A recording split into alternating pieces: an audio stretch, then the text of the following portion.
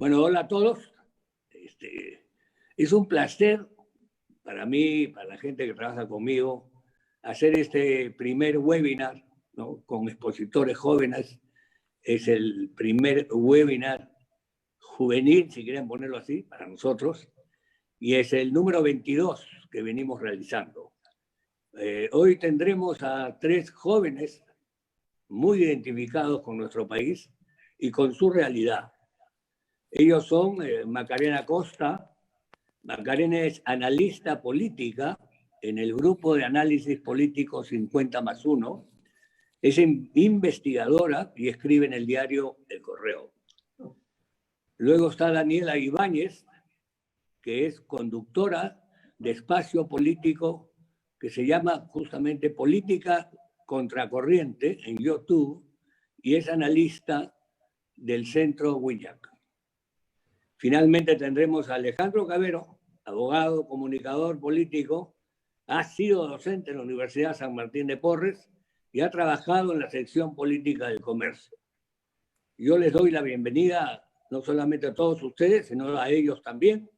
El tema que vamos a tocar hoy día es el país que tenemos, es el país que queremos. Entonces, vamos a empezar con Macarena Costa en primer lugar. Adelante, Macarena, y muchas gracias a los 3. Gracias. Muchas gracias, Pepe. Muchas gracias. ¿Cómo estás? A ver, bueno, esta es una discusión un poco amplia. Creo que podríamos hablar horas de este tema, así que lo he acotado un poco. No sé cómo lo habrán planteado ustedes dos. Creo que va a ser muy interesante. A ver, entonces, para empezar a abordar esta discusión, yo quiero empezar por una pregunta.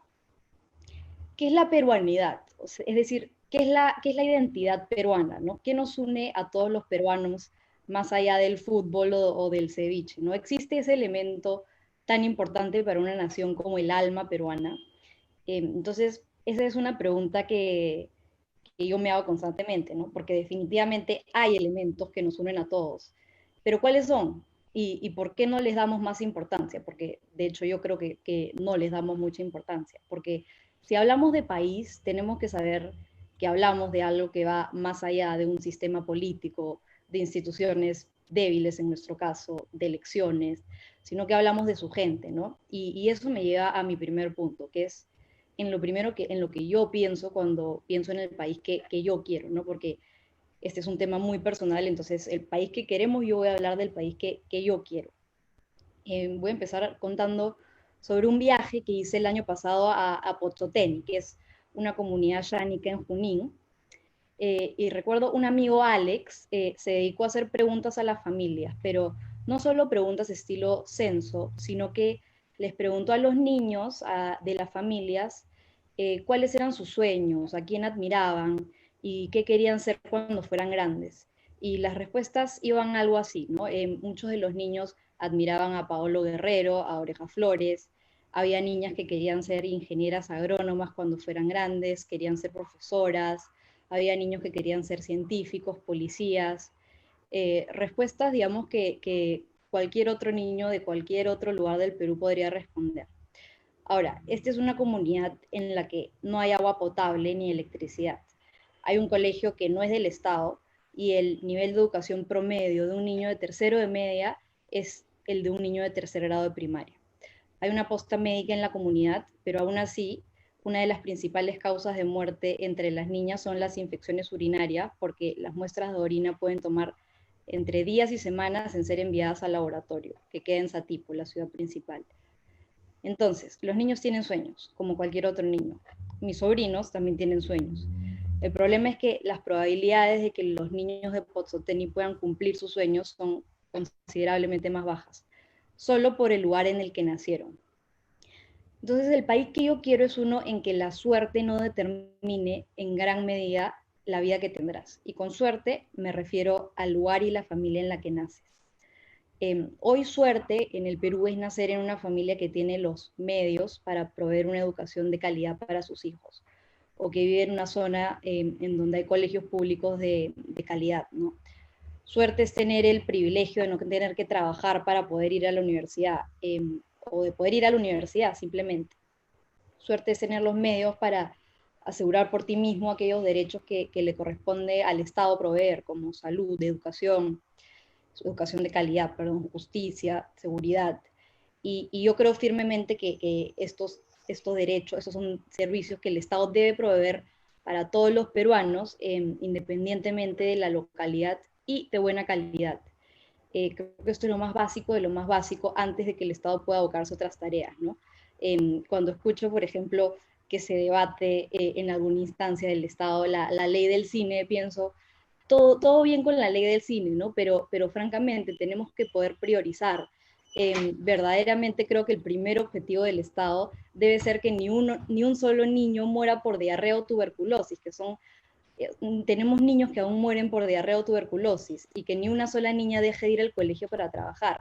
Y recuerdo que alguna vez mencioné esto en alguna clase de la universidad y me respondieron que en realidad el Estado puede hacerlo todo a la vez, ¿no? Que puede mejorar el sistema de salud y el sistema educativo y a la vez hacer la ley del cine y hacer eventos culturales y muchísimas cosas más. Pero llevamos décadas intentándolo y ¿qué? Y miren cómo nos agarró la pandemia. Entonces, para mí el primer escalón hacia un Perú como el que quisiera ver es que el Estado logre brindar para todos lo mínimo indispensable, que es salud, educación, justicia y seguridad. Si lográramos eso, yo creo que nos sorprenderíamos al ver cómo nuestro país y su gente empieza a prosperar por sí mismo. Entonces, en ese sentido, el Perú que yo quiero es uno en el que lo que nos une como peruanos va mucho más allá del ceviche, en el que el lugar en donde naces no es una condena porque desarrollo no es sinónimo de Lima, un Perú generador de trabajo y riqueza, con una caja fiscal sólida que permite atender las necesidades de todos y especialmente las de los más vulnerables. Uno en el que las mujeres no tienen que aprender a tener miedo desde niñas y la justicia no se limita a algunos cuantos afortunados, ¿no? Y con eso paso a mi segundo punto, que tiene que ver con la continuidad, con la polarización y con los puntos medios, que en realidad es algo que yo veo todos los días en el debate público, tanto en la sociedad como en la clase política. Creo que así es difícil avanzar. ¿A qué me refiero? Creo que en el Perú, quizás en todo el mundo, quizás es algo de hoy, pero hoy estamos hablando del Perú, nos cuesta mucho conciliar puntos medios, ¿no? Evidentemente no está mal estar comprometido con una serie de principios, ¿no? De principios ideológicos, pero cuando solo podemos concebir el mundo en torno a ellos, nos limitamos tremendamente y no nos damos cuenta, porque el mundo no está moldeado según nuestra propia concepción ideológica. Y quienes tenemos una posición política o ideológica, a veces sin darnos cuenta, nos ceñimos a ella muchas veces con fanatismo y dejamos de ver que el mundo no se trata de blancos y negros, sino de navegar entre grises, ¿no? Y que el mundo real es uno de mutuas concesiones. Y a veces la polarización, y esto se ha evidenciado especialmente en los últimos años en el Perú, la polarización nos lleva a un mundo maniqueo de dos extremos que nos termina empujando a perder la objetividad y nos enfrasca en discusiones que le hacen muchísimo daño al país. Y así es como tantos políticos, expresidentes, terminan para unos siendo héroes y para otros siendo los peores villanos. Cuando la realidad es que pueden haber hecho cosas muy buenas y a la misma vez cosas terribles, ¿no? No son mutuamente excluyentes. Entonces creo que tenemos que dejar de categorizar entre buenos y malos porque los antis solamente nos hacen daño a nosotras, ¿no? A nosotros, ¿no? Al final ver las cosas con objetividad solo implica aceptar los hechos, pero eso es algo que nos cuesta mucho aceptar en el Perú. Entonces, los gobiernos suelen terminar tan desprestigiados que cuando entra un gobierno nuevo quiere hacer tabula rasa y deshace todo lo que hizo el anterior gobernante, incluso aquellas políticas que si hubieran sido continuadas hubieran podido dar muy buenos resultados. Y eso para mí es un tema central porque se suele dejar de lado incluso la experiencia que puede ser muy valiosa de aquellos funcionarios que trabajaron en el gobierno anterior y no se le da continuidad a nada. Entonces eso nos termina trabando mucho. Acá las leyes no están hechas para durar más de un ciclo político. Es prácticamente imposible para un ciudadano de a pie intentar acceder a la legislación peruana e intentar descifrar qué leyes siguen vigentes, cuáles ya fueron derogadas, cuáles han sido actualizadas vía decreto de urgencia. cuál es de las mismas, digamos, cuál versión de la misma ley es la que actualmente está vigente. Es un caos, hagan el intento. Y eso es muy importante cuando hablamos de la relación Estado-ciudadano, ¿no? Es muy complicado que el ciudadano pueda tener información sobre el Estado. Es muy difícil y digamos, eso crea una traba entre la relación que se tiene entre ambos, ¿no? Ahora, en el Perú se necesitan grandes reformas para abordar grandes problemas, pero uno no siempre cosecha lo que siembra. Entonces, el gobierno que implemente las reformas que nuestro país verdaderamente necesita, de ninguna manera va a ver los resultados durante su gestión. Y es difícil que algún gobernante quiera asumir ese riesgo, porque no necesariamente va a ser recordado y porque no necesariamente va a ser querido. Entonces yo creo que eso es un problema y eso lleva a que la política y nuestras autoridades hoy en día sean el gran problema de Perú, porque nosotros necesitamos leyes y políticas que vayan más allá de los ciclos políticos, necesitamos continuidad y necesitamos políticas y leyes de largo alcance. Ahora, como último punto planteo el cómo. Cómo empezar a dar los pasos en la dirección correcta para llegar al país que queremos. Y esta es la parte más difícil y que más me ha costado y la respuesta que yo puedo dar es muy limitada. Espero mis compañeros puedan complementar en ese sentido. Para mí, personalmente, y para quien como yo ha tenido suerte, es decir, que nacimos en un contexto que nos permitió acceder a una educación de calidad y hoy contamos con las herramientas para generar un cambio. Creo que en primer lugar es esencial que seamos conscientes de nuestro privilegio, ¿no? Que no vivamos en una burbuja y que nos interesemos por saber qué está pasando por nuestro país en primer lugar. Y después creo que desde el espacio que elijamos aportemos responsablemente a consolidar nuestra democracia. La política no es para todos, pero desde conversar sobre estos temas en espacios como este, por ejemplo, es importante para generar interés y conciliar puntos de vista diferentes. Y después creo que es importante empezar a escuchar otras voces, todas las voces. Hay tantas situaciones en las que la experiencia vale tanto o más que la teoría, y a la hora de ya sea elaborar leyes o políticas públicas, las voces de quienes han vivido algo directamente es valiosísima. Creo que el valor está en aceptar los límites de nuestro conocimiento y reconocer la importancia que nuestra heterogeneidad nos trae, ¿no? Tenemos que estar dispuestos a escuchar otras voces, aceptar nueva información y a no repeler lo que dice el otro solo porque piensa distinto. Ahora, quizás en ese sentido, en esto último que he dicho, cómo podemos llegar al país que queremos, quizás mis colegas Daniela y Alejandro tengan algo más que aportar, ¿no? Muchas gracias. Muchas gracias, Macarena. Muy interesante lo que has dicho. Y seguramente vamos a tener buenas preguntas sobre esto. Yo ya tengo algunas que las hago las guardo para después. Entonces seguimos con Daniela, con Leonel Ibáñez. ¿Te pasas el micro, por favor? Cuítalo. Gracias. Adelante, Daniela. Perfecto. Yo voy a compartir una presentación, así que por favor díganme si es que... A ver, espera un toque, Daniela. Gracias. Ya, ahora sí, dale. Perfecto, muchas gracias. A ver. Listo. Bueno, muchas gracias, Pepe, por la oportunidad y me ha gustado mucho lo que ha dicho Macarena. Yo también voy a describir un poco el país que tenemos y voy a dar mi visión acerca del país que queremos. Y en este sentido voy a hacer un ejercicio conjunto, ¿no? La primera es una observación y análisis de nuestro presente, y el segundo, y el más importante, claramente, es la imaginación de nuestro futuro. Y aquí les presento el cuadro de Dalí, La persistencia de la memoria, que a mí me gusta mucho, ya que en este ejercicio voy a presentarles tanto la realidad como la ficción. Acá, como podemos ver, los relojes con el tiempo distorsionado, esto es más o menos lo que voy a intentar hacer y presentarles. Antes de exhibir los problemas que tenemos, quiero resaltar dos nociones bastante importantes acerca de lo que significa un país. Y acá tenemos que tomar dos cosas en consideración. Un país es tanto un estado como una nación, como lo mencionó Maca, ¿no? La Convención de Montevideo dice que el Estado no solamente se define por su soberanía interna y externa, sino que también se define por su capacidad de tener un gobierno eficiente. ¿Y qué quiero decir con un gobierno eficiente? Que pueda lograr los resultados deseados. El filósofo alemán Max Weber dijo que el Estado es la legitimidad en el monopolio del uso de la fuerza, y en interpretaciones más modernas tenemos a Robert Dahl, que dice que esta se basa en la democracia. Como ya les adelanté, el Estado es una entidad. Por ejemplo, podemos pensar en un carro y su estructura, y la nación es más bien el motor, la identidad que moviliza a la población para poder lograr esos resultados que queremos. Pero en el Perú el motor está fallado. Estas son las malas noticias, y como decía Macarena, estamos plagados por una nacionalidad anti.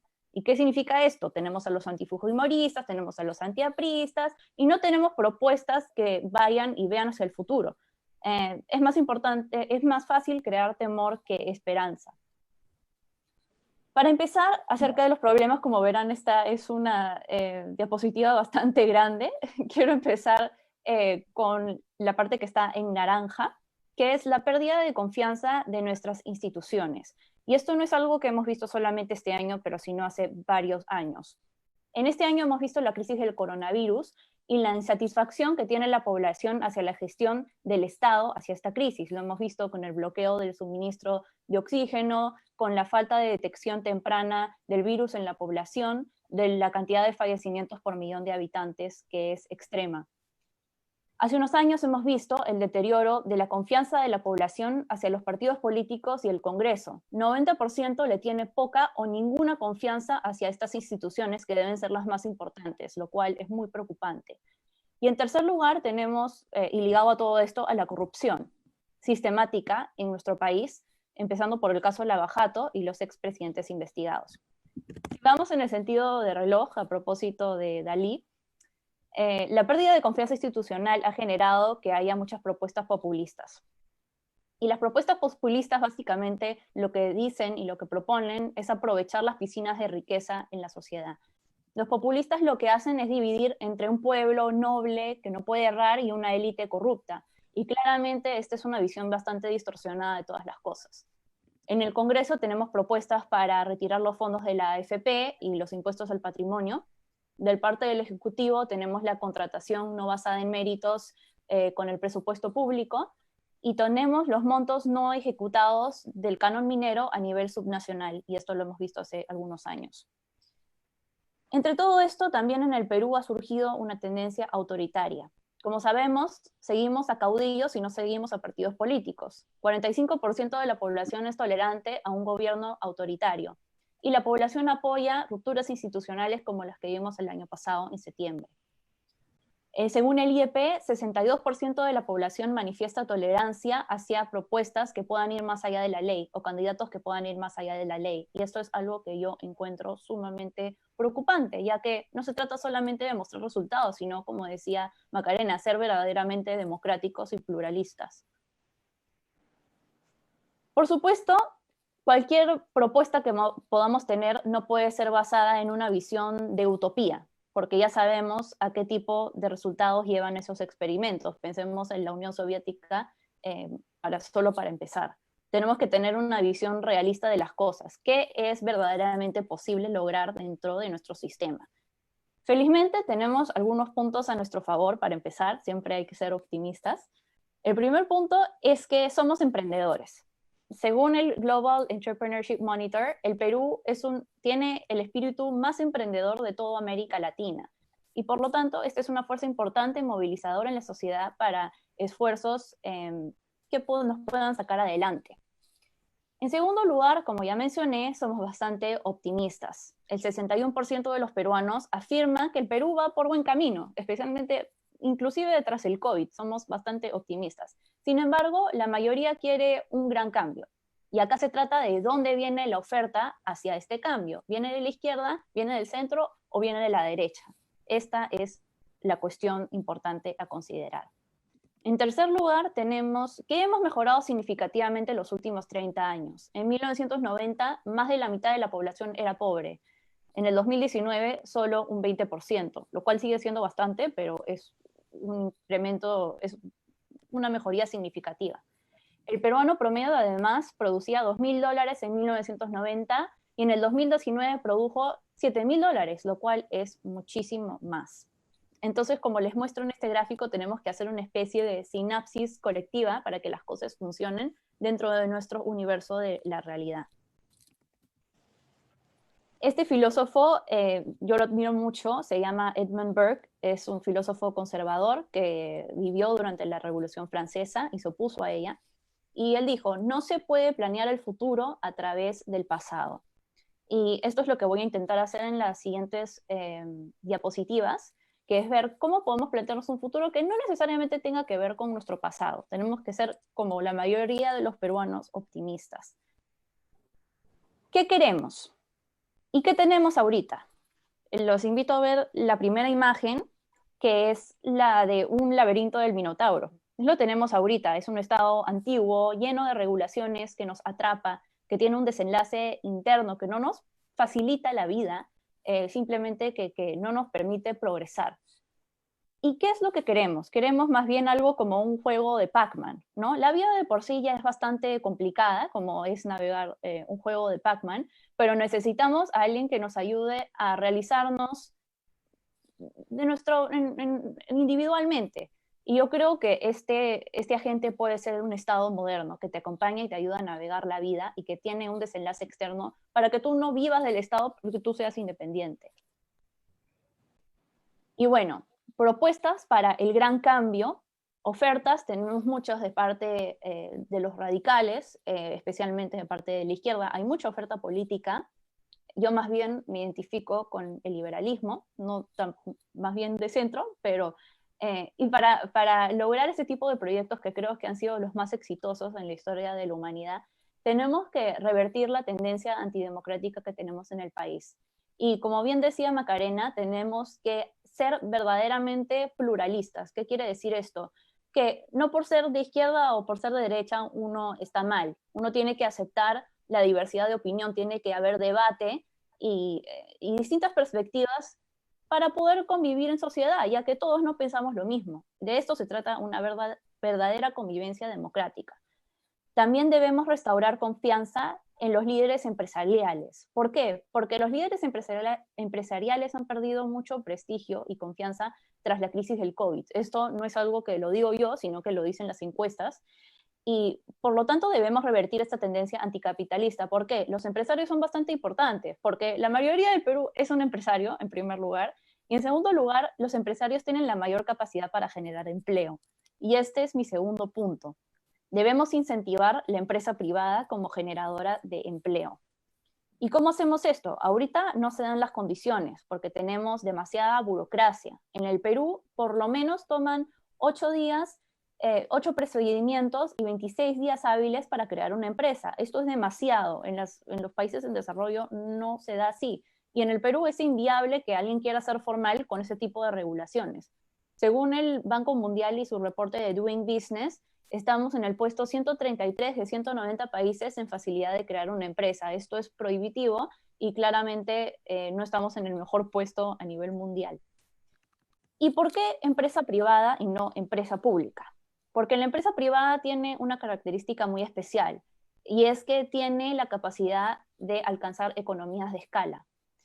¿Y qué quiero decir con economías de escala? Que los costos promedios en una empresa a la hora de subir la productividad pueden bajar significativamente, lo cual ayuda a que las empresas tengan ganancias y las destinen a otro tipo de recursos. Por ejemplo, la empresa privada puede innovar, puede hacer research y development, y esto es bastante importante.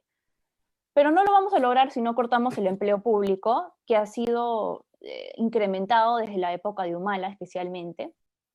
Y según el Foro Económico Mundial, la competitividad en el Perú ha empeorado en los últimos años, especialmente debido a esta medida. ¿Y cómo nos adaptamos a la nueva realidad? El Foro Económico Mundial también resalta esta nueva tendencia que se llama el futuro del trabajo. ¿Y en qué consiste esto? El futuro del trabajo van a ser habilidades, no van a ser carreras universitarias de 5 a 6 años, van a ser educación técnica superior. Y lamentablemente educación técnica superior es casi una mala palabra en el Perú. mucha gente quiere solamente títulos universitarios, y no solamente no es menos dinámico para nuestra realidad, pero es lamentable que no lo adoptemos. Debemos adoptarlo. Yo estudié en Holanda y tuve compañeros que estudiaban en institutos técnicos y a la hora de graduarse ganaban inclusive mejores salarios que otras personas. Y las empresas también deben de adoptar lo que se llama el capitalismo de stakeholders, que es considerar a todos, desde el gran empresario hasta el trabajador, hasta el proveedor. Todos ellos deben de ser considerados a la hora de formar compañía. En segundo lugar, y como ya adelanté, es importante restaurar la confianza en las instituciones a través de reformas políticas. Y empecemos, por supuesto, por el Congreso y los partidos políticos. Yo creo que es una muy buena idea proponer una vez más un Congreso bicameral con Senado elegido por distrito único. No solamente esto ayudaría al proyecto liberal, sino también daría un contrapeso y sería más eficiente que la Cámara de Representantes que tenemos hoy día, que es el Congreso. ¿Y quiénes habitan el Congreso? Los partidos políticos, que deben de tener programas, y ahorita solamente son caudillistas y pocas tienen verdaderos programas en todos los ámbitos que necesitamos, social, económico, todo. Y deben de tener bases subnacionales, ya que el Perú no es solamente Lima. Y hablando del Congreso, y esta es la experiencia sueca, se debe de profesionalizar las consultorías. ¿Qué quiero decir con esto? Que los consultores no deben de trabajar para los partidos políticos, sino para el Congreso. Entonces, no dependen del Congreso de turnos y las configuraciones políticas ahí. Y los consultores, por lo tanto, son mucho más profesionales. En conjunto con esto, debemos de tener una reforma de poder judicial, que sea verdaderamente independiente y que se reduzca la judicialización de la política. En conjunto a esto, la reforma del Ejecutivo. Yo creo que sería muy buena idea tener menos ministerios para ser menos eficiente, para ser más eficiente más bien, y tener un mejor balance y delimitación de poderes. Y por último, para rendirle cuenta a estos tres, necesitamos a una prensa independiente. Creo que esto se ha dado a gritos los últimos años y lo necesitamos más que nunca. Y bueno, por último, mi última diapositiva, y aquí ya termino, es aprendizaje de otras experiencias. A mí me gusta mucho el caso de Singapur, porque Singapur era un país como el Perú hace 30 años. Y lo que hicieron fue, en sentido que eran bastante pobres, y lo que hicieron fue que le dieron las becas a los mejores estudiantes en los colegios y en las universidades, e hicieron un sistema verdaderamente basado en meritocracia. También podríamos aprender de Chile, con sus think tanks, y que forman política pública en la sociedad. No solamente el Congreso debe formar política pública, también los otros sectores de la sociedad, especialmente los think tanks. Como yo les adelanté, yo viví en Holanda, y en Ámsterdam hay este sistema que se llama economía circular. Y la economía circular, como pueden ver, se parece a un globo terráqueo y considera el medio ambiente en la cadena productiva. Esto es bastante importante para un país como el Perú, que tiene al pulmón del mundo, que es la Amazonía. Y por último, y con esto ya termino, podemos rescatar de Noruega, ya en tiempos cuando seamos mucho más desarrollados, creo yo. Noruega lo que tiene es este Fondo Soberano de Administración de Riqueza, que se llama Norges Bank. Y lo que hace es que toma la extracción de petróleo y le invierte. Le invierte no solamente para los más necesitados, como los pensionarios en Noruega, sino también para las futuras generaciones. En el Perú, por supuesto, eso tendría que funcionar con la riqueza de la minería. Ya tenemos las bases con el Fondo de Estabilización Fiscal y con un ente verdaderamente independiente como es el BCR. Y podría tener objetivos como fueran la diversificación económica y entre otros. Bueno, y con esto termino. Muchas gracias y cualquier pregunta que me tengan, aquí estoy. Muchas gracias, Danielita. Realmente muy bien planteado, muy interesante lo que acaba de decir. Seguimos adelante, entonces ahora le pasamos el micro a Alejandro. Ítalo, por favor, Alejandro Cabero. Gracias, gracias, José. Muchas gracias por la invitación. Estoy completamente de acuerdo con lo que han dicho Daniela y Macarena. Creo que sus diagnósticos son estupendos. Y quiero agradecer también a todos los que se han conectado hoy día, un viernes a las 6 de la tarde.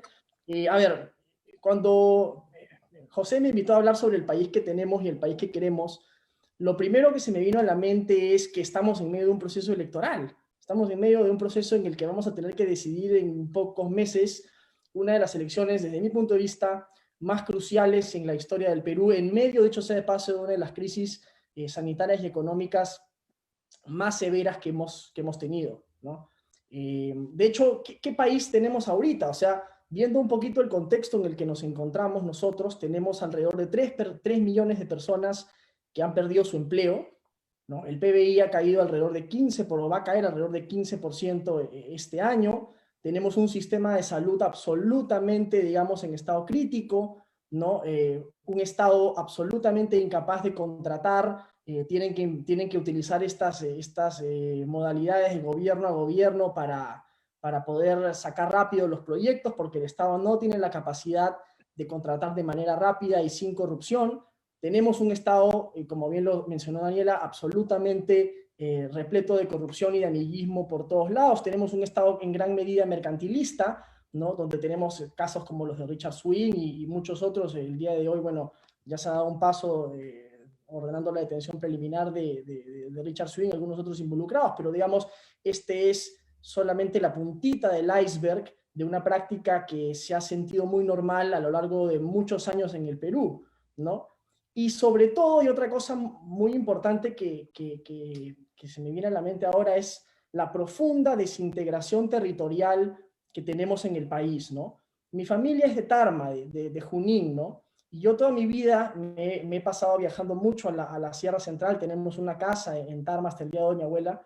Y Tarma está solamente a 237 kilómetros de Lima, ¿no? Y nos toma 7 horas llegar a Tarma, ¿no? Y cada vez es peor porque la carretera central cada vez es peor, cada vez es más complicado pasar por la carretera central, ¿no? Y una distancia que a uno debería tomarle, pues, como a la que uno le toma de Lima a Ica, ¿no? O de Lima a Chincha, unas 3 horas, 4, si quieres, por la geografía, te toma 7, ¿no?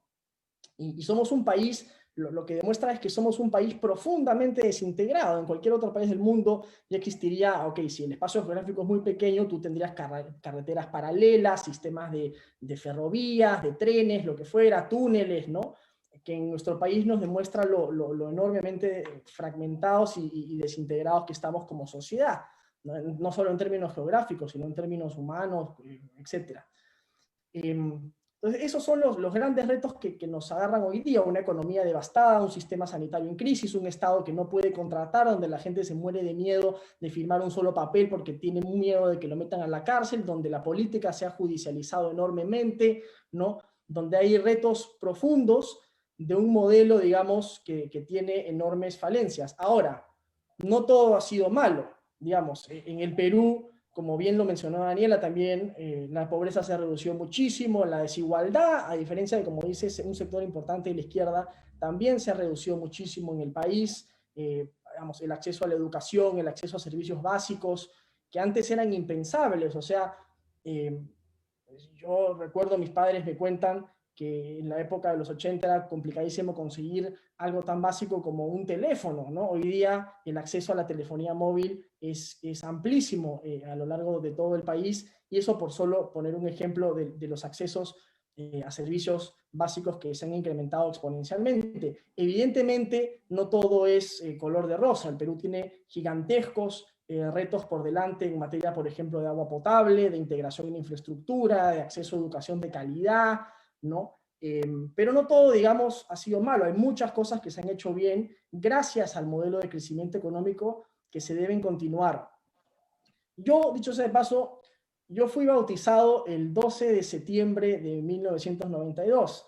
Eso quiere decir dos cosas de mí.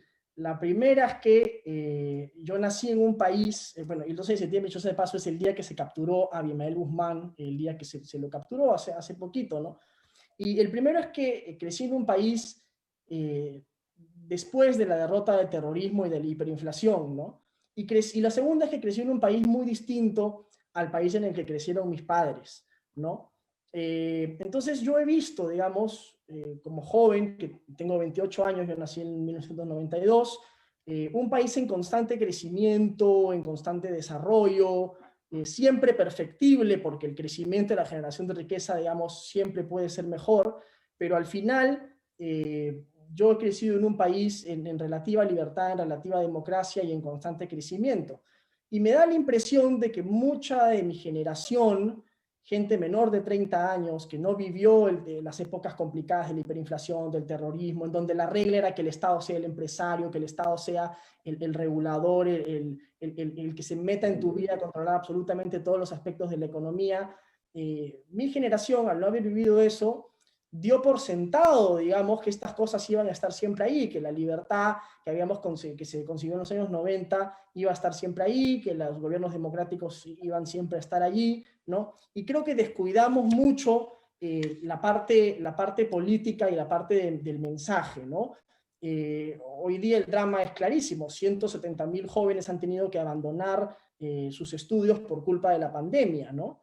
Y esto nos dice que de repente no, digamos, mi generación dejó de lado la lucha política por defender estos ideales que tanto progreso nos trajeron, quizás porque los dimos por sentado. Y no solo mi generación, creo que eso también fue un error de las generaciones que nos precedieron, las generaciones de mis padres y de mis abuelos, ¿no? De hecho, cuando uno se pone a ver lo que fue el movimiento Libertad, cuyo programa básicamente adoptó Fujimori, uno se da cuenta que hubo un gran sector de la clase política empresarial en el Perú que sintió que porque Alberto Fujimori adoptó el programa económico parcialmente de Vargas Llosa, la tarea estaba concluida, ¿no? Y que el Perú empezó a crecer y la tarea política quedó concluida, todos nos sentamos en nuestros laureles y vimos al Perú avanzar, ¿no?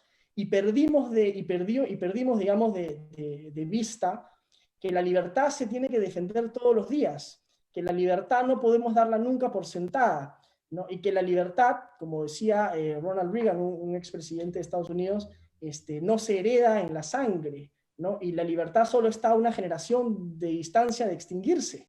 Entonces, el movimiento Libertad tuvo ese gran error, creo yo, de no haber dado continuidad a un proyecto político de largo plazo para defender esas reformas que se implementaron de manera parcial, ¿no? Y ese creo que fue un grave error de esa generación, ¿no? Hoy día, digamos, hay una generación distinta, gente joven, que yo creo que hoy día tiene mucho más conciencia de estas cosas y de la importancia de defender lo bueno que se ha construido en el país, pero claro, como les digo, es muy complicado cuando hemos estado dando por sentadas todas estas libertades, de pronto vemos en medio de una crisis tan compleja como la que tenemos en esta pandemia, que estas cosas no necesariamente van a estar siempre allí, y que es muy sencillo que la economía se derrumbe por malas medidas del gobierno, ¿no? Y que el PIB se caiga 15% y que uno pierda su empleo, ¿no? Y recién en estas circunstancias que creo que nos empezamos a dar cuenta de lo importante que es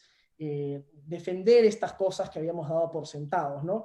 Y sobre todo entender que en el Perú, al no haber estado dando la batalla política, se iba minando poco a poco el modelo, ¿no? Yo siempre cuando pienso en el Perú en los últimos 15, 20 años, digo que el modelo peruano ha sido como la canción esta de un elefante se balanceaba sobre la tela de una araña y cómo veía que resistía, fueron a llamar a otro elefante, ¿no? Y así ha ido funcionando el modelo. Cada vez le hemos puesto, como decía Alfredo Goulart, más bolitas de Navidad al árbol, hasta que de pronto en algún momento el árbol, ¿no?, se va a caer y se va a desplomar.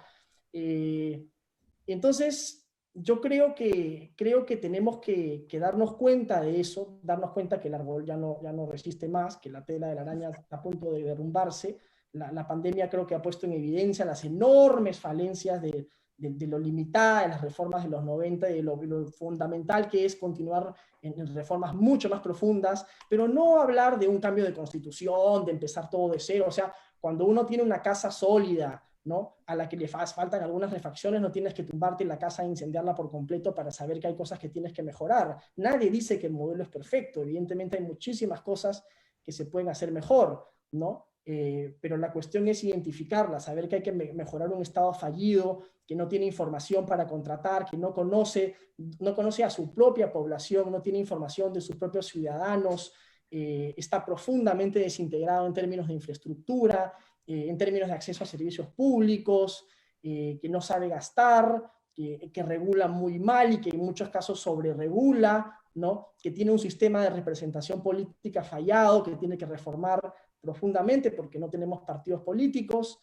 ¿no? Y eso, digamos, que creo que es el país que un poco mi generación ha heredado y que nos hemos dado cuenta en medio de esta circunstancia que tenemos que reformar y que, digamos, heredar, pero no para destruir, sino para dar ese gran salto que es necesario para que el Perú pase a ser un país de primer mundo como debería ser, ¿no?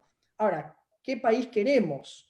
Miren, yo he vivido 4 años en Venezuela, del 2005 al 2009. Yo he visto de primera mano un país muy rico en recursos naturales, un país hermoso, un país lindo, Venezuela, ser absolutamente destruido por el socialismo de Hugo Chávez en ese momento, y eso que en ese momento Hugo Chávez tenía el barril del petróleo a $200, ¿no? La cosa fue evidentemente deteriorándose con el tiempo. Yo tuve la oportunidad de regresar a Caracas en 2017, hace algunos años, a dar una charla, y me sorprendió porque cuando yo volví, los autos que yo vi en Caracas el 2017 eran los mismos modelos de los mismos autos que yo había visto el 2008 o el 2007, ¿no? El país se había absolutamente congelado y bueno, y evidentemente también se había deteriorado muchísimo.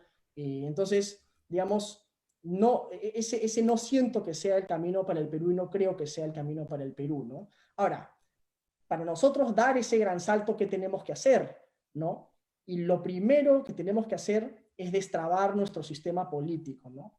Yo tuve la oportunidad también, por haber sido brevemente servidor público, tanto en la presidencia del Consejo de Ministros como en el Congreso, quizá pasar por un tiempo de los más turbulentos de la historia política del Perú, donde una gran parte de la clase política puso sus intereses particulares por sobre los intereses del país en una guerra fratricida que terminó en una autodestrucción absoluta de un momento histórico que pudo haber sido una gran oportunidad para el desarrollo del país, ¿no? En un momento en el que el país depositó sus esperanzas y su optimismo en esta clase política, ellos se pelearon y prácticamente desencadenaron esta caja de Pandora que estamos viviendo el día de hoy, ¿no? Un gobierno sin rumbo, sin ningún horizonte, sin ideas hacia dónde va, viviendo y administrando el día a día, ¿no? Y creo que entonces lo que nos faltaría para construir este gran país que necesitamos es reconstruir la política pensando bien hacia dónde queremos ir, ¿no? El Perú ya no puede seguir en piloto automático. Al comienzo dije que necesitábamos dar este gran salto y que esta elección era crucial, porque yo estoy convencido, y con esto termino, que el Perú no aguanta 5 años más de piloto automático, ¿no? El Perú o da un gran salto al desarrollo o nos terminamos de hundir y el sistema político termina de colapsar, ¿no? Y por eso creo fundamental que pensemos en qué programa queremos para el Perú, o sea, qué programa queremos de aquí a 10, 15, 20 años, ¿no? Y cuáles van a ser estas reformas de segunda generación para mejorar el Estado, para hacer un Estado más ágil, más eficiente, más interconectado, conectar y dejar de tener 3, 4, 5 Perús en paralelo, el Perú formal, el Perú informal, el Perú de la costa, el Perú de la sierra, tener un solo país y hablar realmente de integración, ¿no? Ese es el gran reto para construir el país que queremos, y eso solo se puede hacer en libertad y en democracia, y ese creo que tiene que ser el camino, ¿no? Muchas gracias. Muchas gracias. Muchas gracias, Alejandro. Muy interesante lo que acabas de expresar y manifestar. Realmente estoy impresionado con la calidad de las exposiciones que hemos tenido hoy día. Yo quiero, en primer lugar, si entre ustedes quieren hacer algún comentario de lo que cada uno ha hecho, a ver si alguien tiene interés en contestar, en replicar o agregar. No sé, si no lo hay, pasamos a las preguntas. Yo quisiera comentar 2 cositas, José. Sobre Macarena me pareció muy interesante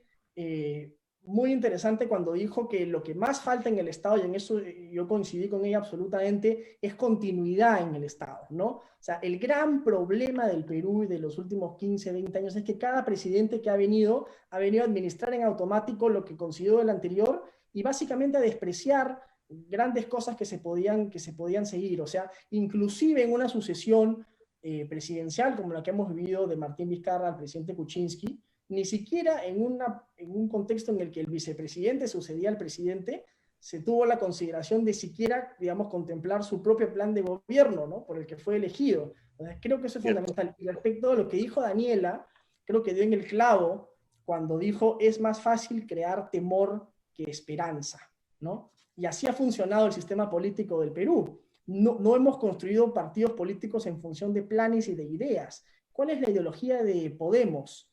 ¿Cuál es la ideología de Alianza para el Progreso? ¿Cuál es la ideología de Somos Perú? ¿No? Han construido partidos en función de caudillos y no hemos construido partidos en función de ideas, de programas. Tú estás a favor de que el Estado sea más grande, de que el Estado sea más pequeño, ¿no? Y hemos más bien impulsado el odio a la clase política, los antis han crecido muchísimo, el antifujimorismo, el antiaprismo, y así hemos usado como consigna que es más fácil crear temor que crear esperanza, ¿no? Y creo que ahí dio Daniel en el clavo con ese diagnóstico. Muy bien. Macarena, es la Gracias, Macarena Alejandro. que has mencionado, ¿no? Alejandro, ¿me escuchas? Sí, a las Ya, dos. entonces Macarena tiene que contestar. Sí, claro. A ver, yo tengo también dos comentarios. Primero sobre Daniela, lo que dijo de restaurar confianza en los líderes empresariales me pareció crucial porque es algo que también pienso mucho, porque al final las empresas, grandes, pequeñas, las de todo tipo, incluso las que estamos acostumbradas a vilificar, porque eso es algo que se hace mucho, al fin y al cabo sostienen la economía del país, ¿no? Y si no queremos hundirnos en otro tipo de crisis, ellas también tienen que sobrevivir. Y esto es algo que tiene mucho que ver con dividir el mundo entre buenos y malos, ¿no? Y creo que los propios líderes empresariales también tienen que embarcarse en un proceso para restaurar la confianza en ellos mismos, ¿no? La complejidad y heterogeneidad de nuestro país exige una mirada más amplia y creo que ellos también van a tener que empezar a adaptarse. Ahora, lo de Alejandro, me gustó mucho lo que dijo de nuestra generación, que creo que somos más o menos de la misma generación. Yo nací en el 96 y él dijo, yo nací en un país de crecimiento. Y sí, nosotros solamente hemos vivido pues épocas de bonanza, pero a la misma vez creo que nuestra generación tiene una oportunidad, que es que tenemos la oportunidad de ver las cosas con una objetividad que no ha sido marcada por el pesar emocional que implica haber vivido una época tan complicada como fueron los años 80 y 90 en nuestro país. Entonces, creo que a eso también tenemos que sacarle provecho, es decir, aprovechar y ver las cosas con objetividad y no evitar caer en lo que cayeron las generaciones anteriores y enfrascarnos en esas discusiones que mencioné anteriormente que tanto daño le hacen al país y aprender a conciliar, que es lo que tanta falta le hace a nuestra clase política. Muchas gracias. Daniela, ¿tú quieres agregar algo? Sí, bueno, gracias a los dos. A mí también me parecieron muy interesantes sus presentaciones. Y en realidad algo que les veo en común es que ustedes utilizaron historias personales, que capaz yo no hice con mucha medida por tener un enfoque tal vez un poquito más académico, porque esa soy yo. Pero lo que me gusta de que hayan dicho sus historias y más bien las historias de los demás es que justamente está ligado a lo que decía Macarena, que necesitamos una construcción de narrativa nacional en el Perú, porque no tenemos verdaderamente una identidad propositiva, como dije, más bien tenemos una identidad anti, ¿no? Somos anti-Fujimori, anti-Alien, y claramente alguien puede estar en contra de una gestión de un presidente o un político u otro, porque de eso se trata la democracia también, de hacer críticas. Pero a la misma vez necesitamos una construcción de narrativa efectiva que pueda acelerar el motor. Y yo creo que es muy importante contar historias a la hora de hacer esto, porque también se liga con construir partidos políticos, como decía Alejandro, ¿no? Partidos políticos con verdaderas ideologías. Y las ideologías surgen en gran parte de historias. Como hemos visto a través del mundo, los eventos emblemáticos de la política surgen a partir de historias bastante importantes. Yo mencioné este pensador Edmund Burke, que fue un conservador durante la Revolución Francesa. Y la Revolución Francesa fue uno de los eventos más importantes de la historia de la humanidad.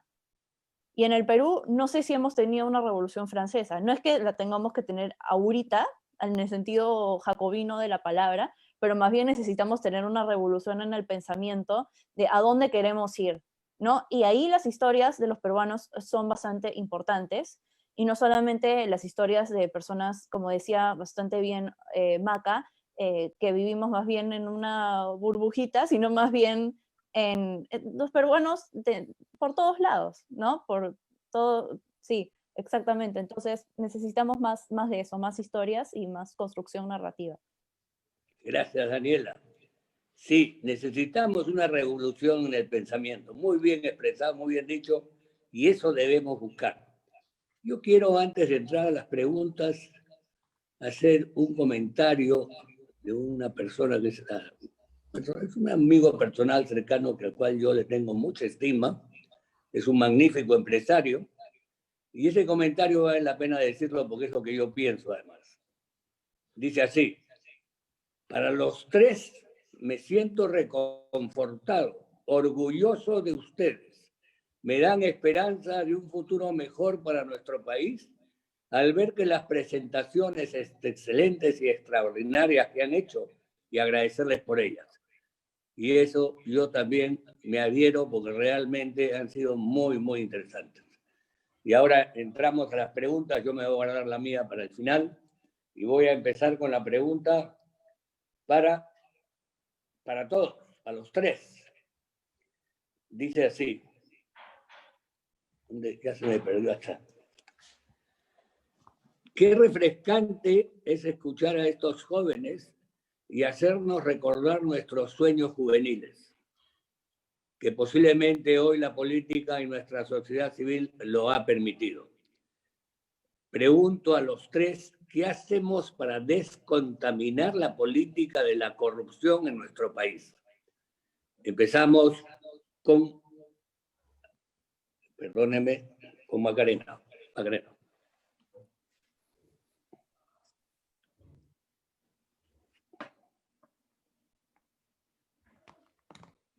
Macarena, el audio. Ahí estoy. Esa es una muy buena pregunta. La verdad es que no tengo la respuesta, lamentablemente. Yo pienso mucho en eso también, porque yo creo que la respuesta está más en, o sea, la pregunta en realidad sería cómo conseguir que las personas que entren a la política entren por las razones correctas. Es decir, cómo conseguir una política que no esté tan llena de corrupción, ¿no? O sea, porque podemos hacer lo que digamos, se viene haciendo, obviamente, hoy en día se empieza a volver más fácil porque es más fácil fiscalizar, ya lo sabemos con los audios, tenemos más maneras con la tecnología de saber cuándo se incurre en un acto de corrupción, pero yo creo que ahí la pregunta tendría que ser más bien cómo conseguimos que la gente indicada ingrese a política, porque es inherente al ser humano tener intereses, ¿no? Pero cuando tú ingresas a la gestión pública, tienes que saber diferenciar entre tus intereses personales y los intereses de a quien tú representas y saber, digamos, actuar cuando tú, digamos, estás trabajando, actuar en función a los intereses de todo el Perú y no en función a los tuyos. Entonces, ahí la pregunta más bien sería, ¿cuáles son los incentivos que tienen que existir para que las personas que nosotros tengamos en política sean aquellas personas que no van a incurrir en actos de corrupción y que van a actuar, o sea, que verdaderamente tienen la vocación de política y que no van a ser corrompidos por el poder, porque, bueno, el poder efectivamente corrompe, o que hay menos probabilidades que los corrompa el poder, y que verdaderamente su mejor interés está en hacer algo por el pueblo, ¿no? Yo creo que ahí está la respuesta. ¿Cuáles son esos incentivos? Todavía no sé cuáles son, es algo que yo también vengo pensando hace mucho tiempo. Y bueno, evidentemente también tienen que existir esas medidas fiscalizadoras que, digamos, cuando se dé un acto de corrupción, sepan detectarlo, ¿no?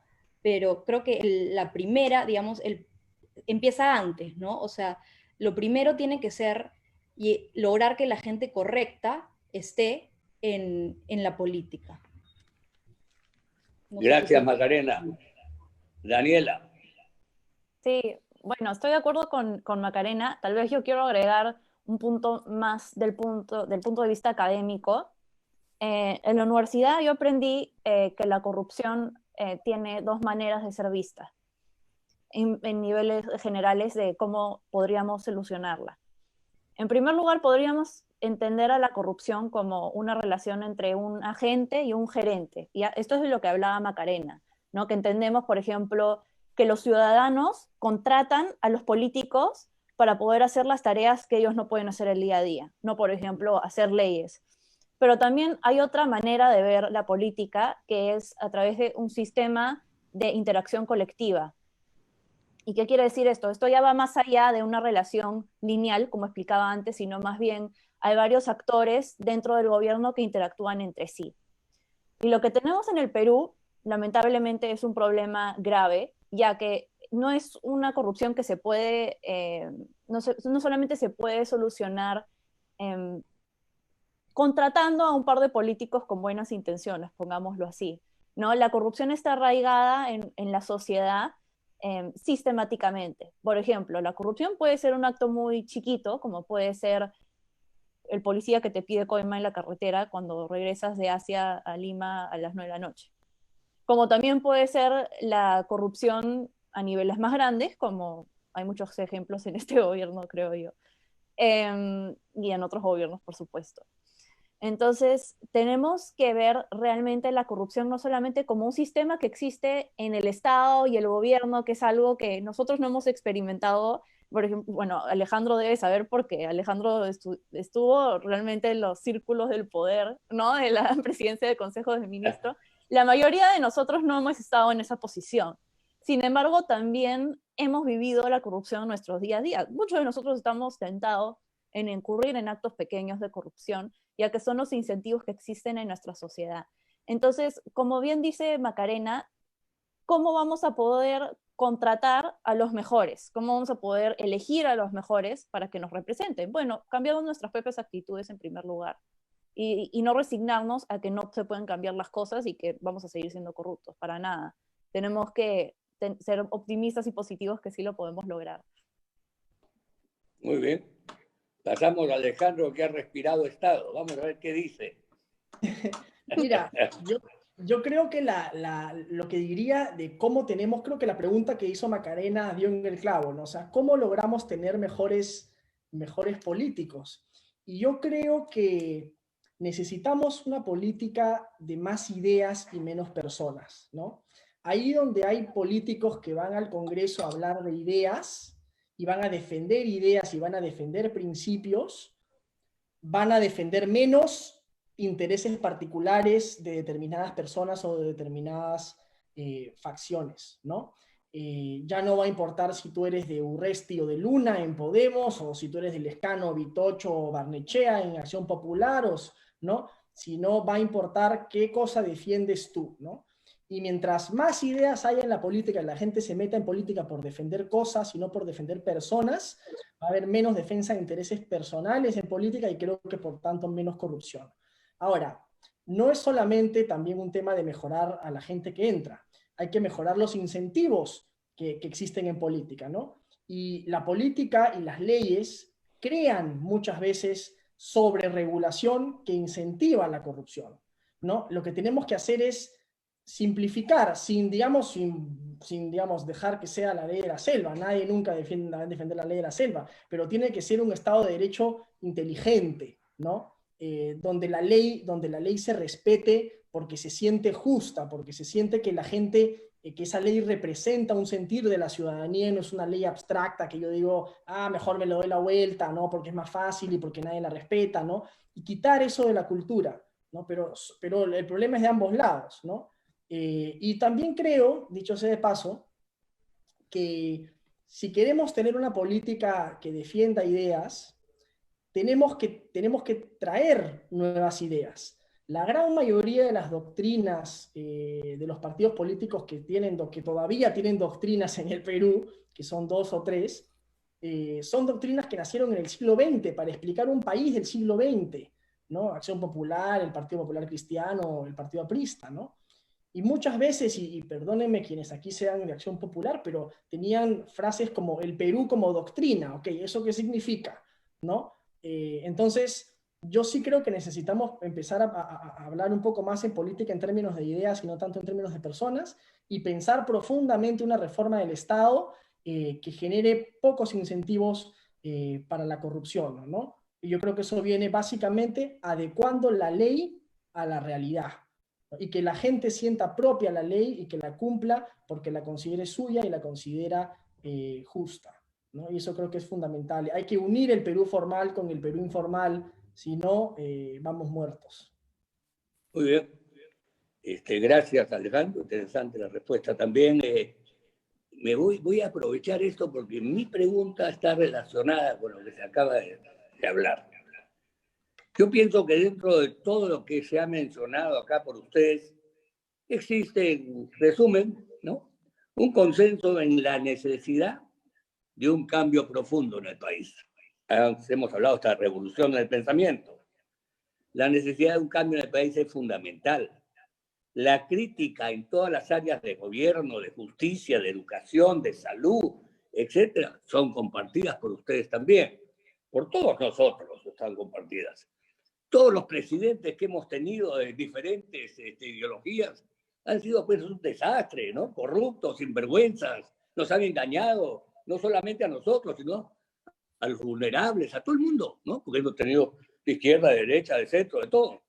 Entonces, mi pregunta va, seguramente ustedes, como hago yo, reviso un poco los planteamientos de los posibles postulantes a la presidencia del país, de los 24 partidos que tenemos, que ya es un problema, ¿no? Dentro de lo que ustedes han podido analizar hasta ahora, de esas propuestas hechas por diferentes postulantes, que hoy día se han metido a partidos de alquiler, por acá, por allá, de todo, estamos en el mismo barco de siempre. ¿Cuáles serían para ustedes una propuesta de los candidatos que tenemos para que ustedes puedan identificarse en ella y hacer lo que acaban de plantear? Y esto me permito empezar con Macarena. Esa es una buena pregunta. Sabes que no me... Y mira, hay cosas que... Sí, es que ¿sabes qué pasa? Y es un poco irónico porque probablemente a mucha gente le pase lo mismo.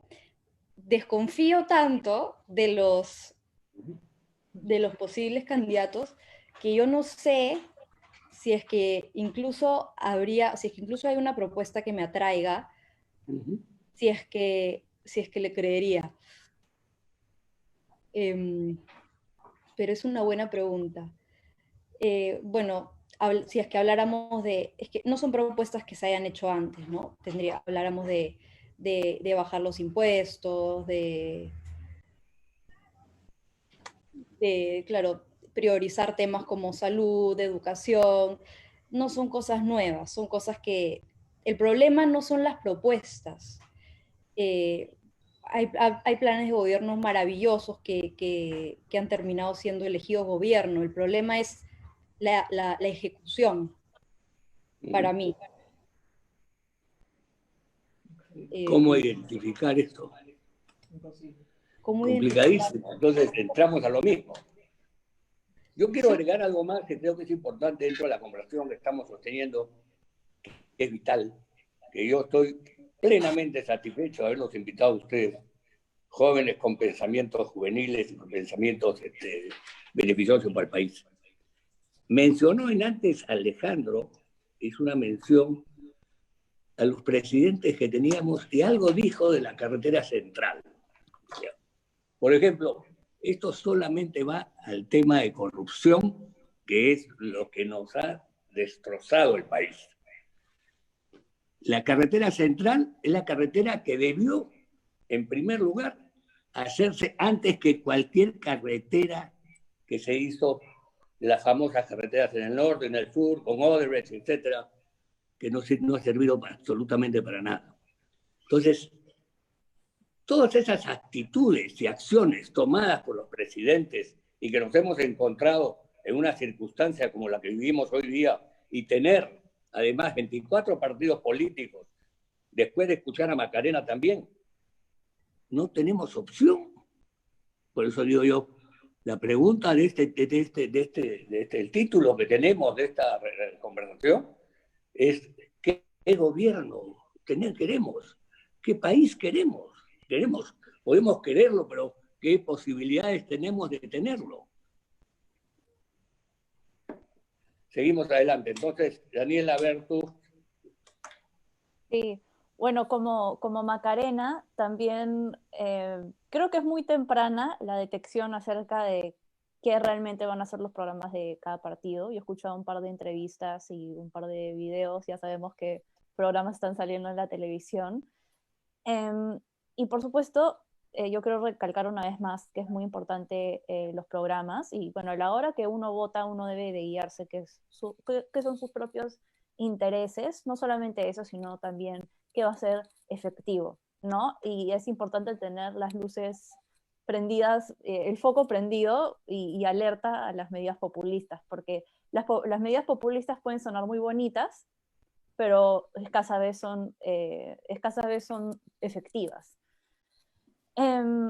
Creo que, aparte de los partidos políticos, y esto es tal vez algo que Alejandro mencionó, que teníamos tal vez en el pasado escasamente, necesitamos también líderes, ¿no? Los líderes no son los mismos que los caudillos, y el líder no tiene por qué ser uno. Y el líder verdaderamente tenemos que examinar nosotros como sociedad qué líder queremos nosotros. No porque los partidos políticos y las personas que se postulen van a salir diciendo el oro y el moro como siempre lo dicen, pero a veces se presentan solamente ellos solos y no tienen un equipo, ¿no? O a veces dicen, dan promesas de humildad y de ejecución, pero escasa vez lo hacen. Entonces es importante examinar la oferta política con bastante detención. Ahora vamos a entrar a un proceso, si no me equivoco, se va a asemejar a una especie de primarias dentro de los partidos, que seguramente se ha dado con la pequeña reforma política que hemos tenido sin tantos puntos, pero una de esas medidas es que van a haber elecciones dentro de los partidos. Y vamos a ver quién resulta ser la cabeza de cada partido para poder elegir bien. Yo ahorita no quiero dar una respuesta precipitada acerca de quién me simpatiza y quién no me simpatiza, porque creo que eso no viene al caso.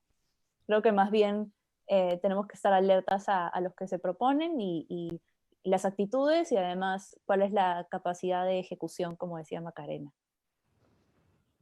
Muchas gracias. Alejandro. Bueno, ante la pregunta de José, yo sí tengo que hacer un disclaimer. Yo estoy apoyando la campaña de Hernando de Soto hace ya algún tiempo. He inscrito en Avanza País y estoy apoyando activamente la campaña de Hernando. Pero no solamente, pero digamos, precisamente por todo lo que he dicho es que yo decidí apoyar a alguien como Hernando, porque si de algo estoy convencido es que no podemos tener en el Perú 2, 3, 4 Perús en paralelo, ¿no? O sea, el 70% del país vive en la informalidad, vive al margen del Estado, no paga impuestos, no cumple las leyes, la gente, digamos, tiene, y no es que no tengan derecho, como dice Hernando, tienen un derecho, solamente que no es el derecho estatal el que cumplen, ¿no? Pero el Perú no puede, digamos, pensarse de ninguna manera como un país desarrollado, donde la costa es un país, la sierra es otro país, la selva es otro país, y no estamos realmente integrados como sociedad. Integrados no solo geográficamente, que ya hemos conversado que estamos geográficamente enormemente desintegrados, sino integrados también en términos de qué derechos seguimos, de integración económica, integración legal, integración social, integración cultural.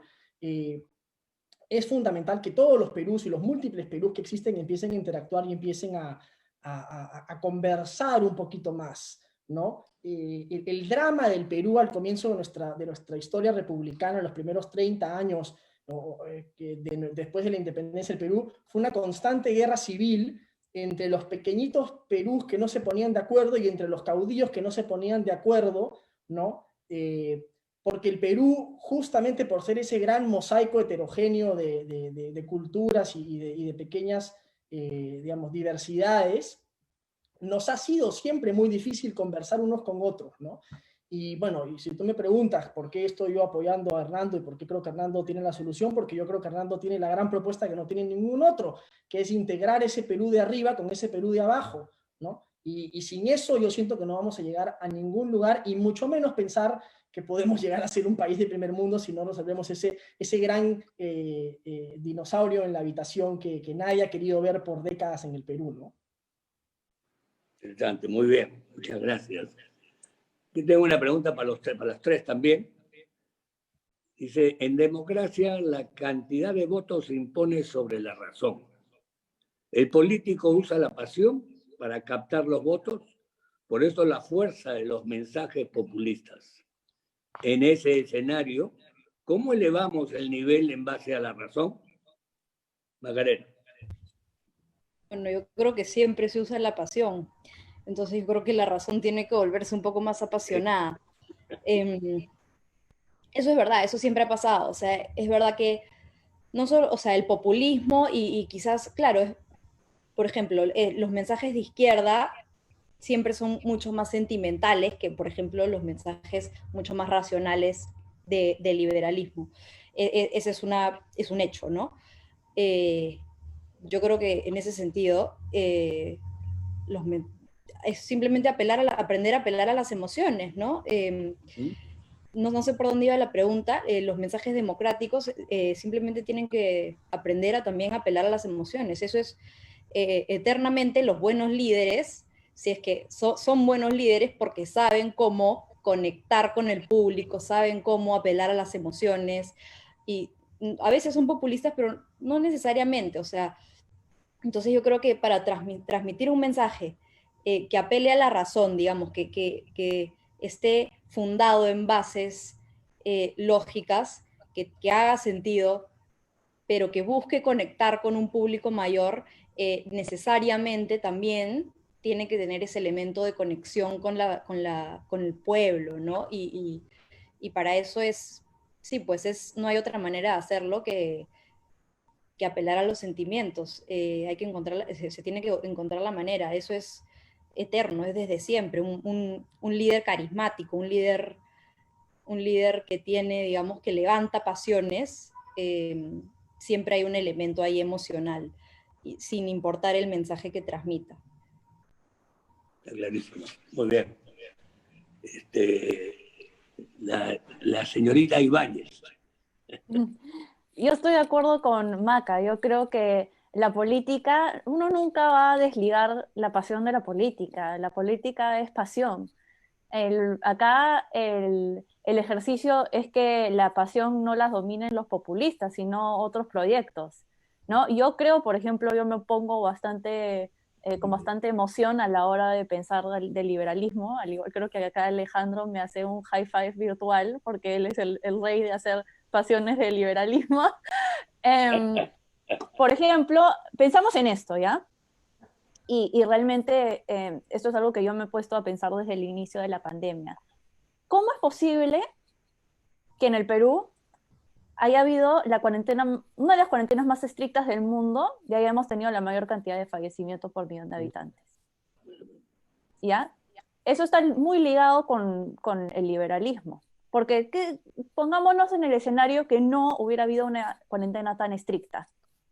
¿Hubiéramos tenido esa cantidad de muertos por millón de habitantes? Yo creo que no. Y ahí entra la emoción, porque el proyecto de vida de un montón de personas se ha visto vulnerado por esta crisis. No, yo creo, o sea, en realidad estoy convencida que no estaríamos en esta posición ahorita si no se hubiera tomado esa medida. Esa soy yo, y a mí me genera mucha emoción cuando pienso en el deterioro de los últimos 6 meses en el Perú. Vimos desde el primer día, por ejemplo, que la gente se rehusaba a no salir a trabajar. La gente en el Perú necesita trabajar. Hay personas que no tienen refrigeradoras en su casa, hay gente que vive con un sol al día, si no es menos. Es verdaderamente triste lo que hemos pasado y eso me genera mucha emoción y creo que se debería de capitalizar de la manera correcta en miras de la contienda electoral. Entonces, en respuesta a lo que decía Pepe, creo que tiene que seguir habiendo una pasión en la política. La política nunca va a ser desligada de la pasión. Y hemos visto en países desarrollados que la pasión de la política no tiene por qué hacer de la política menos efectiva. Y también es lo que anima a los jóvenes como nosotros a lanzarnos a la política o estar involucrados o hablar acerca de política, porque si no fuera, bueno, no voy a decir entretenido, pero si no nos generaría algún tipo de emoción, no tendríamos igual de motivación para poder hacerlo. Entonces, sí, yo creo que, como dice Macarena, darle pasión a la razón. Muy claro. El doctor Cabero ahora. Sí, mira, que algo sea, digamos, la palabra populismo, digamos, viene de la palabra que sea popular, ¿no? Que la gente lo quiera o le guste. Y eso no necesariamente tiene por qué coincidir con una política o una medida que sea mala, ¿no? Lo que se tiene que mejorar es la comunicación, es la conexión de las ideas con la ciudadanía, ¿no? Yo hace el año pasado, el 2019, yo tuve la oportunidad de hacer una pasantía en Washington, en el Leadership Institute, digamos, fue el pasante de Morton Blackwell, que había trabajado con Ronald Reagan en los años 80, ¿no? Y es una persona mayor, Morton. Y una de las cosas que me enseñaba es que o sea, no solo le debes, o sea, no basta con tener filosóficamente la razón para ganar, tienes que entrenarte en cómo transmitir mejor tus ideas, en cómo comunicar. Ronald Reagan era un maestro de eso en Estados Unidos y gracias a Reagan los republicanos obtuvieron la más importante mayoría que tuvo el Partido Republicano en por lo menos 20 años gracias a Reagan, ¿no? Y Reagan era básicamente un actor, digamos, no era tan intelectual, no era intelectualmente tan puro, ¿no? Y lo que era un extraordinario comunicador, era un extraordinario actor, ¿no? Y gracias a Reagan, los republicanos tuvieron digamos, una mayoría enorme durante los años 80, y junto con Margaret Thatcher, Reagan es uno de los autores de la caída del muro de Berlín y de la derrota de la Unión Soviética y que Estados Unidos haya ganado la Guerra Fría.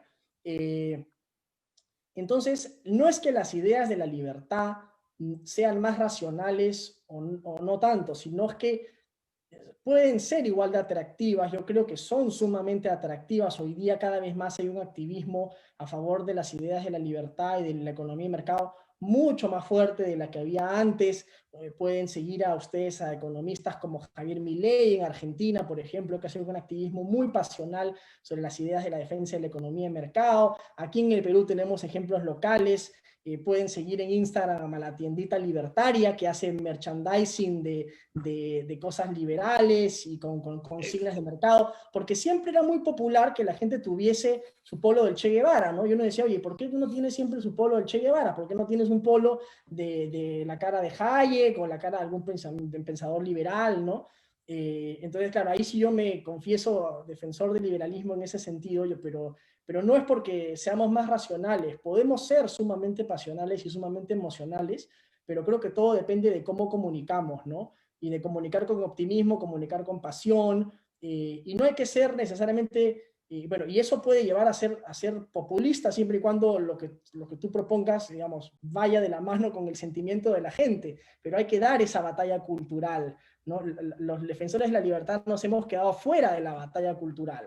No hemos dado la batalla cultural. Como dije en mi presentación, nos sentamos en nuestros laureles pensando que el Perú iba a crecer y que las cosas andaban bien y que íbamos a vivir en democracia, y no vimos que estas cosas y que la libertad se defiende todos los días, y se defiende no solo con la razón y con las ideas, sino se defiende también con la conexión ciudadana, con el mensaje, con la comunicación y con mucho activismo día a día, ¿no?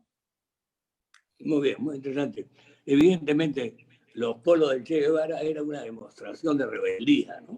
Rebeldía de los jóvenes que en ese entonces, o hasta ahora, lo tienen, los que estudian y no trabajan, y a veces no aprecian la necesidad de que el trabajo es fundamental para identificarse y seguir viviendo bien, ¿no? Teniendo las posibilidades de educar a tus hijos, y un montón de cosas más que son innecesarias mencionar. Pero al final, yo tengo una pregunta más para Daniela, Y lo voy a dejar después, le voy a pedir al doctor Cavero que nos dé un resumido, no, iba a decir propuesta, un resumido planteamiento de lo que va a hacer Hernando de Soto, que debe tener eso ya en la mente, ¿no? Ya debe saberlo. En fin, aquí la pregunta para Daniela primero, que dice así. Buen resumen, Daniela. Lo que no me quedó claro fue qué tipo de proyección política debemos aplicar en el Perú. La del estilo estadounidense, donde el Estado está reducido y no hay estado de bienestar, o la visión política europea, donde el Estado es fuerte y los derechos son basados en los deberes.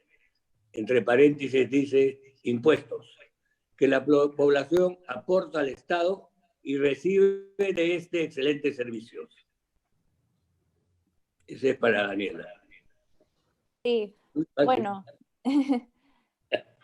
es una pregunta complicada porque creo que no podemos decir que que Estados Unidos no es, como dice la pregunta, creo que Estados Unidos tiene algo de estado de bienestar, pero eso ya es una cuestión más complicada. Yo, por supuesto, soy afín a los dos modelos. Creo que son modelos muy distintos que surgen de realidades muy distintas. Yo no diría que el Perú tendría que ser Estados Unidos o que tiene que ser Holanda o que tenga que ser España, porque creo que no somos ninguno de ellos, tenemos que adaptarnos a nuestra propia realidad.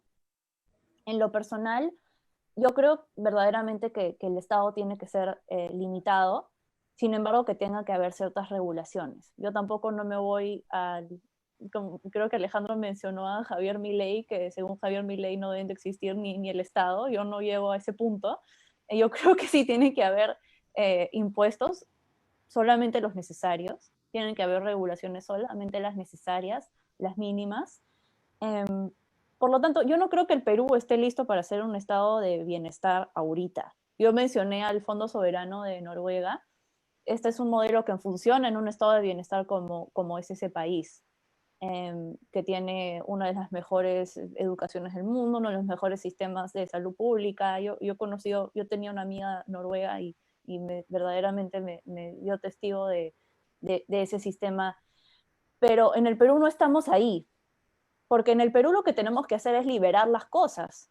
Como bien mencioné, en el Perú formar una empresa es prohibitivo. La cantidad de riqueza que la gente tiene, como dice Hernando de Soto y otros economistas muy reconocidos, hay mucho potencial en el Perú para poder sacar a luz esa riqueza que hay, no solamente de los suelos, sino también de la mente de la gente, de su productividad. En el Perú somos emprendedores.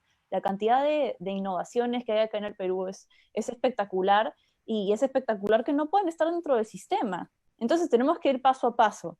No propongo que seamos uno a otro de la noche a la mañana, por supuesto tiene que ser algo progresivo, y en el momento que nos empiece a ir bien, que espero que yo sea mucho más temprano que tarde, empezaremos a evaluar las cosas. Perfecto, perfecto, muchísimas gracias. Doctor Cavero, usted tiene que hacerme un resumen, un adelanto. Yo lo veo mucho a Hernando en Willax los domingos, lo he tenido acá también. Tiene una propuesta interesante, pero es una propuesta que, de lo que yo he visto hasta ahora, está dirigida y dedicada a la parte minera por ahora, ¿no? Seguramente va a seguir ampliando su propuesta. De repente tú me puedes dar un resumen, nos puedes dar un resumen de hacia dónde van esas propuestas, qué es lo que realmente se busca con precisión. Sí, gracias, José. Primero, quiero aclarar que yo no necesariamente comparto todo lo que dice Javier Milei. Ojo con lo que dijo Daniel. Tengo mis discrepancias con Javier Milei, quien es más un anarcocapitalista. Yo soy un liberal y creo que el Estado tiene que existir en un Estado de derecho, en un Estado democrático de derecho, ¿no? Tampoco creo en la ley de la selva. Ahora, con respecto a la visión de Hernando, yo creo que, digamos, en términos generales, la gran visión de Hernando es la integración del Perú formal con el informal, ¿no? desde la publicación del Otro Sendero y más concretamente desde la publicación del Misterio del Capital, donde él desarrolla esta idea más a profundidad, en el Perú existen, digamos, y en la economía popular del Perú, existe una serie de activos que no están reconocidos por la sociedad, ¿no? Y lo que Hernando dice es, oye, la solución para la gran reactivación económica de la, digamos, después de la tragedia que ha causado la pandemia, no está necesariamente en reactiva digamos, o en el accionar del Estado, ¿no? Está en valorizar aquello que ya está en la economía popular, ¿no? El misterio del capital es cómo se pone en valor ese capital popular que hoy día no está siendo puesto en valor, ¿no? Y es ese capital popular el que le va a dar ese gran impulso a la economía y al emprendimiento y a la libertad. Pero para que eso ocurra, para que ese capital se ponga en valor, ¿no? Tenemos todos que hablar el mismo idioma, hablar en los mismos códigos. Eso es lo que Hernando trata de explicar con la formalización, ¿no? No puede haber un Perú que hable A y un Perú que hable B, ¿no? Porque si no hablamos en el mismo código, no podemos reconocer nada ni poner nada en valor, ¿no? Y yo creo que ahí es la gran propuesta. Y esto no ocurre, ¿por qué? Porque tenemos un Estado fallido.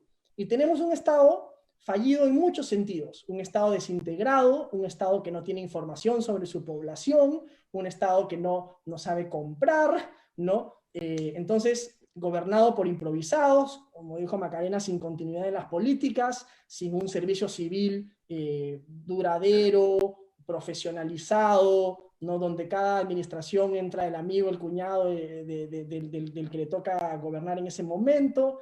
Entonces, ese es el drama del Estado peruano, ¿no? Y yo creo que, para resumir, eso es un poco lo que quiere cambiar Hernando, ¿no? Digamos, y es un problema medular del Perú que venimos arrastrando hace décadas, ¿no? Sí, señor, eso es verdad. Muy bien, muy claro, muy directo. Y le voy a pedir a Macarena, ella ha escrito un artículo que a mí me ha encantado en el correo, que se llama ¿Qué es lo que realmente importa? A ver, Macarena, dinos un poquito el fondo de este artículo, el contenido importante de este artículo, que yo lo conozco, pero quisiera trasladárselo a los que están aquí participando con nosotros. Bueno, fue algo que escribí hace un par de semanas, me parece. Me parece, fue en medio de esto de Richard Swing, pues que está en todos los noticieros, prendes la tele, está Richard Swing, Claro. y al final es algo que al ciudadano de a pie, ¿qué tanto le interesa a Richard Swing?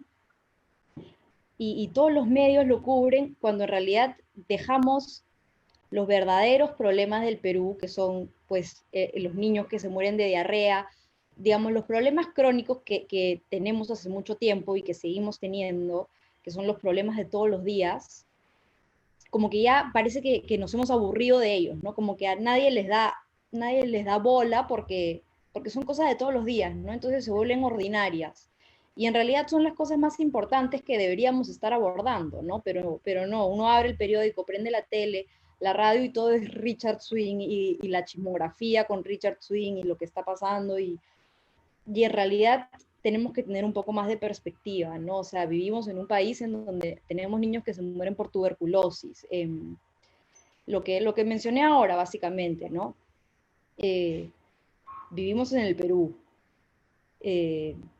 digamos, todavía hay soldados que están peleando en el Braem, o sea, y en medio de eso estamos en una pandemia, ¿no? Entonces, básicamente era un llamado a la perspectiva. Muy bien, muchas gracias. Muy bien, yo lo que quiero es solamente una pregunta que para que ustedes me la contesten muy rápidamente.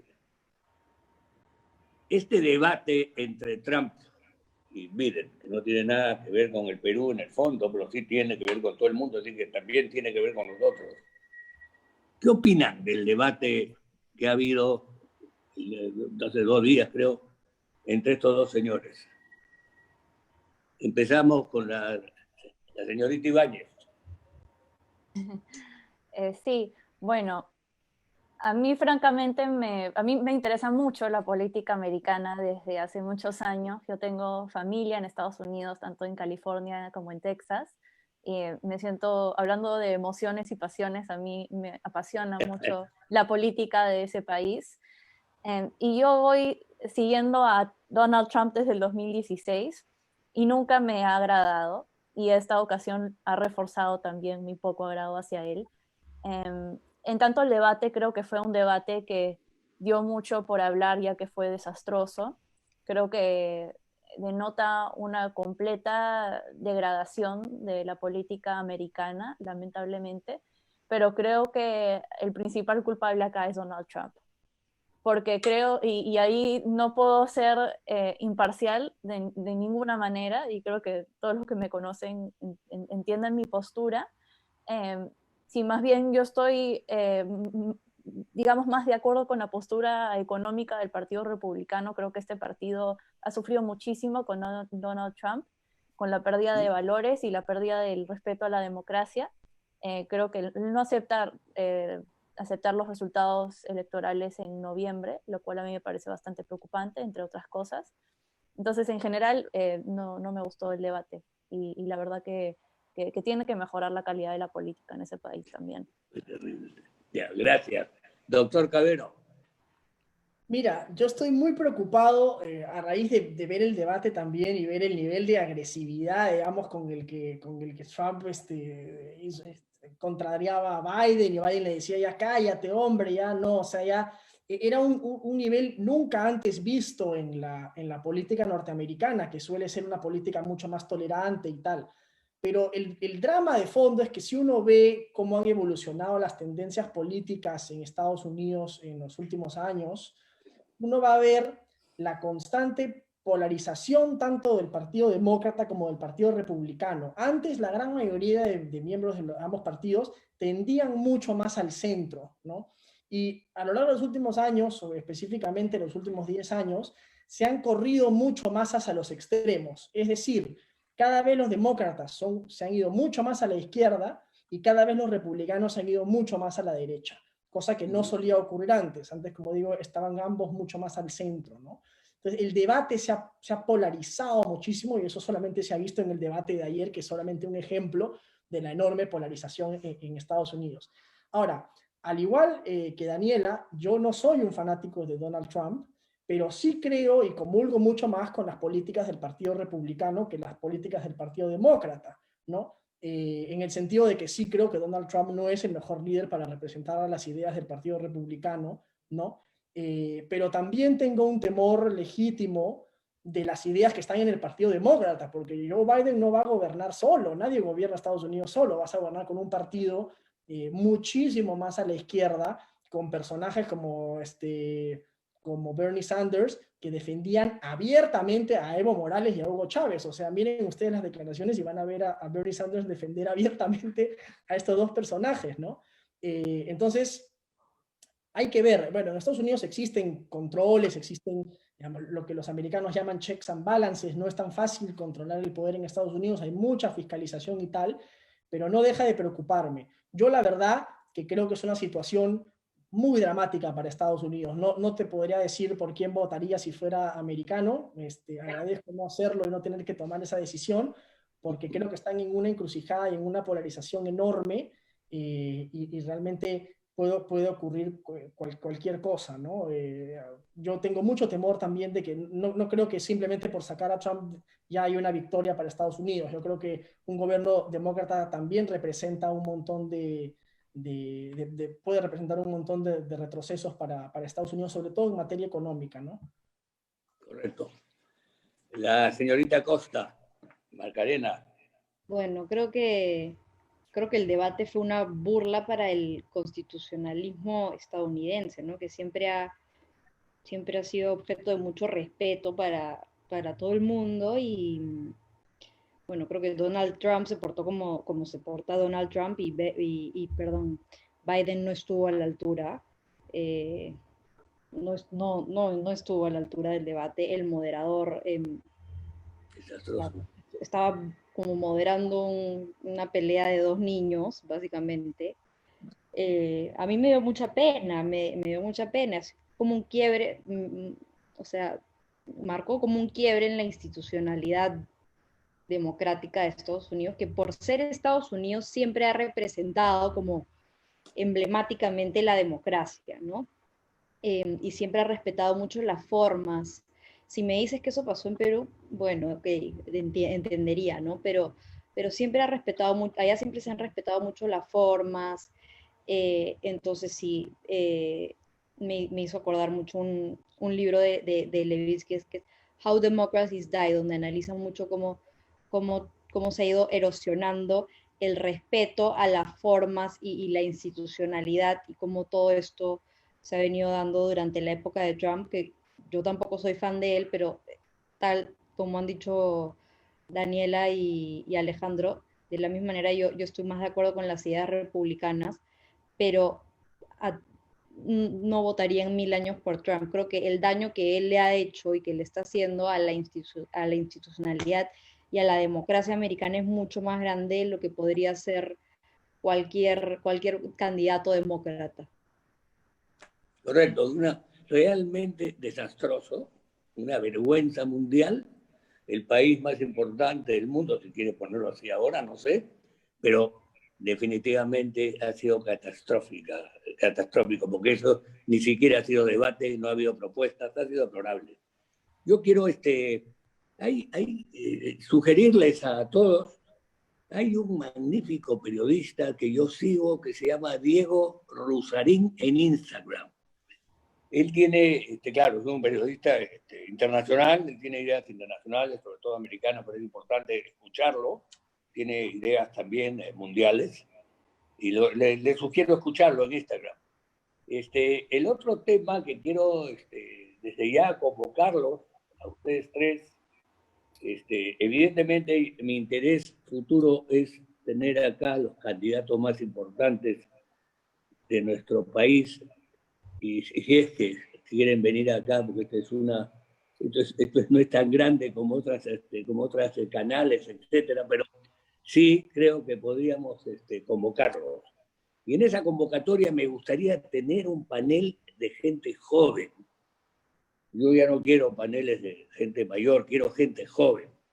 Y quisiera contar con ustedes. Evidentemente, si invito a Hernando de Soto, no puedo invitar pues al doctor Cabello. Pero, no, que siempre va a estar de acuerdo con él, pues no puede ser. Entonces, sí quiero contar con ustedes, quiero organizarme en ese sentido, ver la forma y manera de poder hacerlo con tiempo y pasarle la voz, porque realmente yo estoy sorprendido de la cualidad, la excelente preparación de cada uno de ustedes y su preocupación por nuestro país. Muchísimas gracias. Y gracias a todos los que han venido y han asistido hoy día. Solamente final.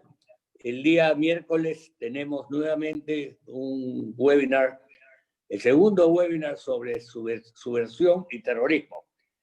Y quisiera contar con ustedes también, porque creo que ese tema es importantísimo para el país. Nuevamente, gracias y buenas noches. Muchísimas gracias por la invitación. Gracias. No, gracias a todos. Chao, chao. Gracias. Ahí está siempre lo dejo para el final porque es el más importante. Si con él no hubiera nada. Muchas gracias, Ítalo. Gracias, Ítalo. Gracias, Ítalo. Gracias. Chao, chao.